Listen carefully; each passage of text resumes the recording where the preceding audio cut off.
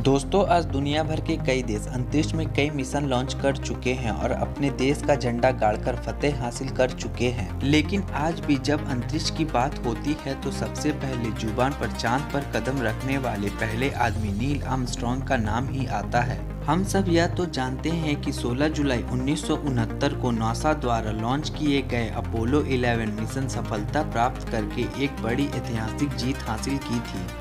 लेकिन हम में से बहुत ही कम लोग यह जानते हैं कि चांद पर वो ऐतिहासिक कदम रखने का सफर बेहद उबड़-खाबड़ रास्तों से भरा हुआ था।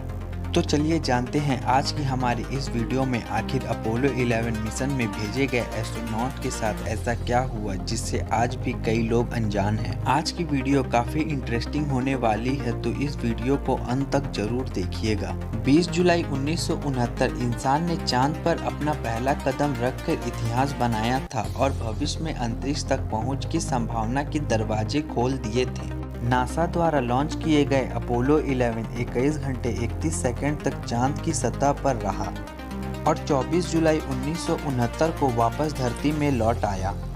हम में से ज़्यादातर लोग इस कहानी के बारे में जानते हैं, लेकिन दोस्तों, जैसा कि हमने कहा, चांद पर गए 3 astronaut Neil Armstrong, Michael Collins, Edwin Buzz Aldrin के साथ कुछ ऐसा हुआ जिसके बारे में बहुत कम ही लोग जानते हैं। इस हादसे के बारे में जानने से पहले आइए घड़ी की सुई को करते हैं पीछे और चलते हैं 16 जुलाई 1969 के नासा के ऑफिस में, जहां सभी की धड़कनें तेजी से धड़क रही थी क्योंकि कुछ ही सेकंड में अपोलो 11 पृथ्वी को छोड़कर अंतरिक्ष में जाने वाला था। अंतरिक्ष में जाने वाले तीनों एस्ट्रोनॉटों की भी धड़कनें थमी हुई थी। जैसा कि आप में से कई लोग जानते होंगे कि माइकल कॉलिंस अपोलो 11 में मौजूद थे, वही नील आर्मस्ट्रांग और एडविन बज एल्ड्रिन चांद की जमीन पर उतरे थे। आखिरकार 11:35 में Kennedy space centre launch complex 39A से लॉन्च किया गया और तीनों एस्ट्रोनॉट की अंतरिक्ष की यात्रा शुरू हो गई। 4 दिनों के बाद यह चांद के बिल्कुल पास पहुंच गए थे। जिस लूनार मॉडल से नील आर्मस्ट्रांग और एल्ड्रिन बज एल्ड्रिन अपोलो 11 से निकलकर चांद तक पहुंचे, उसे द ईगल नाम दिया गया था। जब सब कुछ लग ही रहा था कि सब कुछ प्लान के मुताबिक चल रहा है, तभी तीनों एस्ट्रोनॉट के सामने यह बात आई कि कोई अज्ञात कारण की वजह से ईगल निर्धारित समय से 4 सेकंड आगे चल रहा था। इसका मतलब था कि अब ईगल निर्धारित स्पॉट की बजाय किसी और ही जगह लैंड करने वाला था, जिसका परिणाम घातक भी हो सकता था।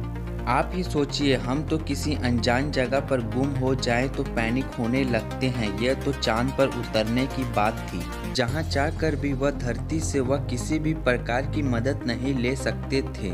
अब अंतरिक्ष यान और चांद की दूरी अब कुछ ही किलोमीटर बच गई थी। अभी तो इन तीनों एस्ट्रोनॉट के डर के मारे पसीने छूट रहे थे कि अचानक एक और मुसीबत ने दस्तक दे दी। दरअसल अपोलो गाइडेंस कंप्यूटर, जो कि बहुत ही ज़्यादा अहम था, उसने अचानक एरर को 1202 डिस्प्ले किया। अब यह एरर कोड क्या था और क्या हुआ था, इसकी जानकारी किसी भी एस्ट्रोनॉट को नहीं थी। ऐसे में नील आर्मस्ट्रांग ने इसकी जानकारी तुरंत धरती पर दी, लेकिन उन्हें कहा गया कि एरर को नज़रअंदाज करके मिशन में आगे बढ़ें। हालांकि बाद में यह बात सामने आई कि रिटायर सिस्टम में ज़्यादा कमांड आने की वजह से कंप्यूटर सिस्टम ओवरलोड हो चुका था और एरर को डिस्प्ले कर रहा था। एक और यह एरर कोड दूसरी तरफ कुछ ही मिनटों पर चांद पर लैंडिंग। ऐसे में नील आर्मस्ट्रांग ने हिम्मत और शांत दिमाग रखकर कंट्रोल को अपने हाथों में लिया और ऐसी जगह स्पेसक्राफ्ट को लैंड करवाया जिससे सभी की जान बच सके। 20 जुलाई 8:17 पर सही सलामत ईगल की चांद पर लैंडिंग हुई। नील आर्मस्ट्रांग ने इस जगह को ट्रैंक्विलिटी बेस का नाम दिया। यहाँ से उतरकर पहला कदम नील ने चांद पर रखा और अमेरिका का झंडा बड़े ही गर्व से फहराया था। अगर यह सुनकर आप यह सोच रहे हैं कि चलो अब यह मिशन कामयाब हो चुका है, अब सब कुछ ठीक ही होगा, तो आप और एस्ट्रोनॉट दोनों ही गलत हैं। जब इन्हें भी ऐसा लग ही रहा था कि अब मुसीबत खत्म हो चुकी है, अब वह सफलतापूर्वक वो धरती की यात्रा पूरी करेंगे, तभी कुछ ऐसा हुआ जिसके बारे में सुनकर आपके भी रोंगटे खड़े हो जाएंगे। झंडा फहराने के बाद जब वह वापस गए तो उन्हें पता चला कि शायद वह कभी भी धरती नहीं जा पाएंगे। दरअसल चांद पर कम तापमान होने की वजह से लैंडिंग के बाद ही स्पेसक्राफ्ट के इंजन के फ्यूल पाइप पर प्रेशर पड़ चुका था और उसमें जमी नमी बर्फ में तब्दील हो रही थी। नासा भी अपने एस्ट्रोनॉट को यह कमांड देने वाला था कि वो इससे पहले ये सिचुएशन और भी घातक हो जाए वह तुरंत स्पेसक्राफ्ट से उतर जाए, क्योंकि यह प्रेशर इतना बढ़ चुका था कि स्पेसक्राफ्ट कभी भी ब्लास्ट हो सकता था। अब जरा कल्पना कीजिए, अगर ऐसा होता तो धरती पर वापस आना इनके लिए असंभव हो जाता और यह चांद पर अपनी आखिरी सांस लेते। लेकिन कुछ समय के बाद बर्फ पिघलने लगी थी, इसके चलते वापस फ्यूल पाइप का प्रेशर नॉर्मल हो चुका था। 2.5 घंटे चांद पर घूमने के बाद और स्पेसक्राफ्ट की मुसीबतों को सुलझाने के बाद अब इन सब ने चैन की सांस ली थी। उसके बाद एक और मुसीबत सामने आ गई थी। स्पेसक्राफ्ट के एक हिस्से में लगी स्विच टूटकर नीचे गिर गई थी। इसके कारण सर्किट ब्रेकडाउन हुआ और उस हिस्से की पावर कट हो गई थी। ढूंढने के बाद एल्ड्रिन के हाथ में स्विच तो आ गई थी, पर इसको फिक्स करना बहुत ही बड़ा टास्क था, क्योंकि जाहिर सी बात है ट्रेनिंग के वक्त उन्हें इसका उपाय नहीं बताया गया था। किसी ने सपने में भी ऐसी गड़बड़ होने के बारे में भी नहीं सोचा था। एल्ड्रिन ने इस समस्या से बाहर निकलने के लिए बहुत प्रयास किए, लेकिन कोई सकारात्मक परिणाम ना देखते हुए उसने एक देसी जुगाड़ अपनाने का सोचा और पेन को इस छेद में डाल दिया जहां से वह स्विच टूट गया था। 6 घंटे की मेहनत जो काम नहीं कर पाई थी वह काम एक पेन ने करके दिखाया था। अब वह घड़ी आ गई थी जब एस्ट्रोनॉट को धरती के लिए रवाना होना था।